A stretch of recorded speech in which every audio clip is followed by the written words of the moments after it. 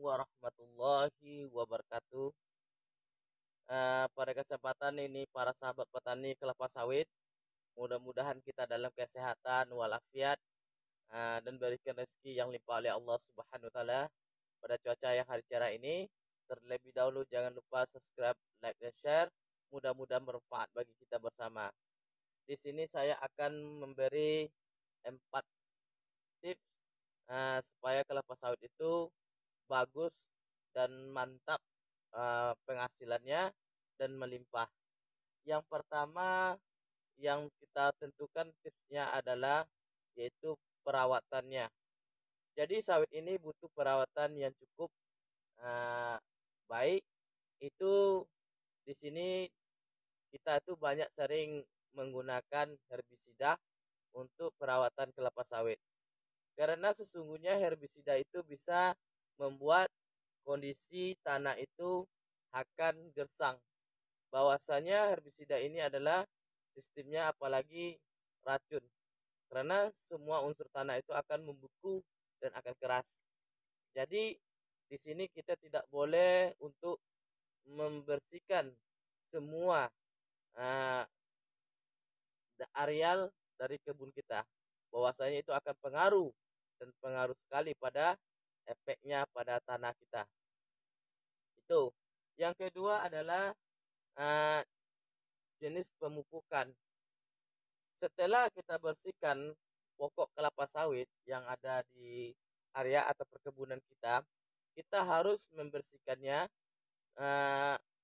piringannya, habis itu harus dipupuk. Karena pupuk itu sangatlah penting bagi untuk kelapa sawit, apalagi kalau tidak dipupuk itu hasilnya tidak akan memuaskan dan tidak akan cukupi.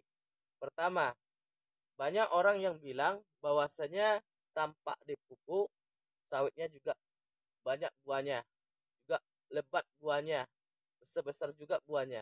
Memang betul, tapi tidak sebaik yang dipupuk.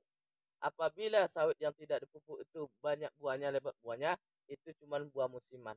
Dalam setahun mungkin 2 kali, atau dalam setahun itu cukup sekali.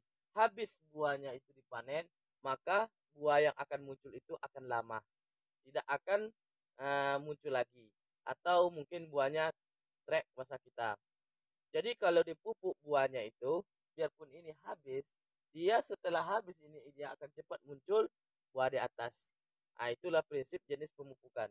Pemupukan harus pilih yang berkualitas. Karena berkualitas pupuk yang kita gunakan akan menghasilkan hasil yang berkualitas juga. Yang ketiga yang sangat kalah pentingnya adalah ketika kita manen.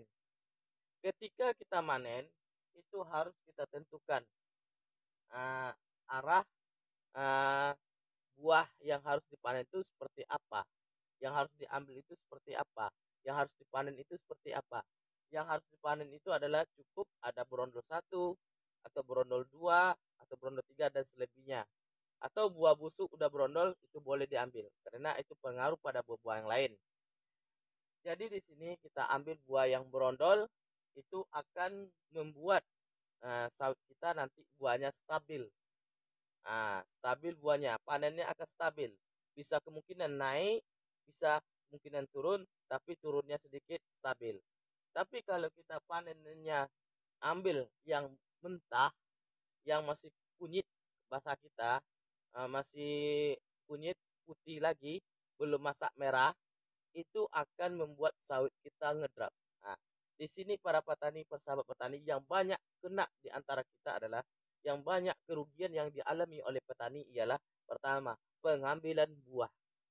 Pengambilan buah itu harus mengambil yang berondol 3, 2 atau 3. Jadi sawit itu akan normal, stabil buahnya. Stabil dan normal. Hasilnya cukup memuaskan. Tidak akan trek.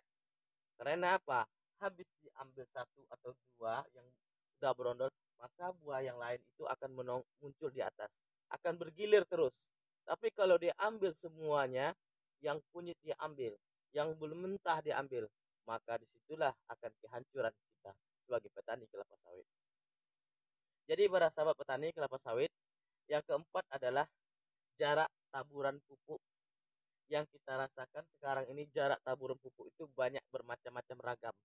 Ada yang jaraknya 4 meter, ada yang 3 meter, ada yang 2 meter, ada yang 1 meter, ada yang tidak pakai jarak. Nah, saya di sini menggunakan itu tidak pakai jarak. Masalahnya saya naburnya dekat pokok. Karena prinsipnya kenapa? Dalam praktek saya, kelapa sawit itu sama dengan pokok kelapa. Karena kelapa sawit itu akarnya cuma ada keliling batang. Dia tidak menjauh. Makanya di sini saya jarang untuk menyemprot piringannya. Karena piringannya itu banyak akar-akar baru yang akan meresap pupuk yang ada di dalam bumi ini. Nah, itu. Jadi di sini kita berhati-hati para petani untuk perawatan sawit juga harus berhati-hati, apalagi kelilingnya, piringannya. Yang pertama perawatan menggunakan herbisida, hati-hati. Yang kedua yaitu jenis pupuk yang harus berkualitas. Yang ketiga ambil buah yang cukup berondol. Yang keempat adalah tabur pupuk. Yang terakhir yang harus kita perhatikan adalah yang kelima, yaitu gawang matinya. Kalau gawang matinya, kalau sebisa mungkin itu janganlah kita semprot. Sebaiknya kita tebas. Kenapa? Itu sangatlah pengaruh pada pokok sawit ini. Karena sawit ini butuh fotosintesis, butuh penguapan air, butuh air yang cukup banyak.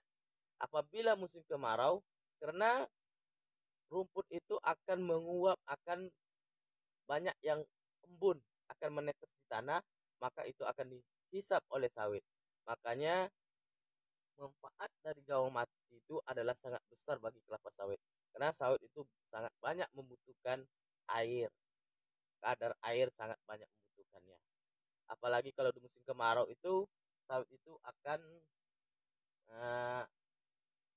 produksinya akan berkurang, buahnya akan muncul berkurang karena air itu kurang.